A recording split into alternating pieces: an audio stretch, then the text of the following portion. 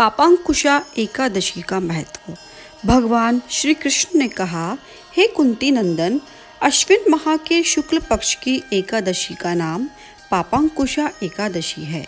इसका व्रत करने से सभी पाप नष्ट हो जाते हैं तथा व्रत करने वाला अक्षय पुण्य का भागी बनता है। अश्विन शुक्ल एकादशी के दिन इच्छित फल की प्राप्ति के लिए भगवान श्री विष्णु का पूजन करना चाहिए।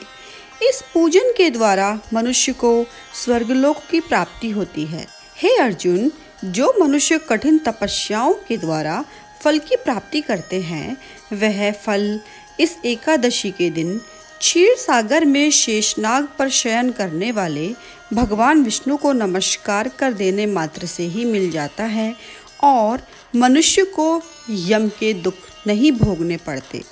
मनुष्य को पापों से बचने का दृढ़ संकल्प करना चाहिए।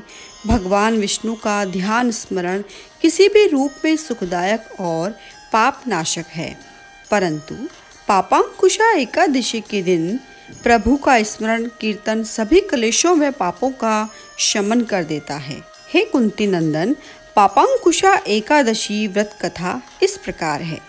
प्राचीन समय में विंध्य पर्वत पर क्रोधन नामक एक बहेलिया रहता था।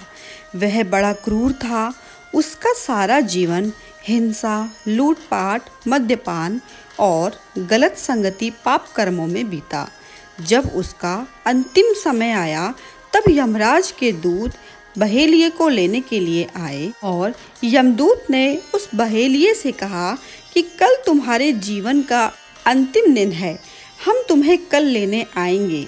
यह बात सुनकर बहेलिया बहुत भयभीत हो गया और महर्षि अंगिरा के आश्रम में पहुंचा और महर्षि अंगिरा के चरणों पर गिरकर प्रार्थना करने लगा, हे ऋषिवर, हे प्रभु, मैंने पूरे जीवन में सिर्फ पाप कर्म ही किए हैं।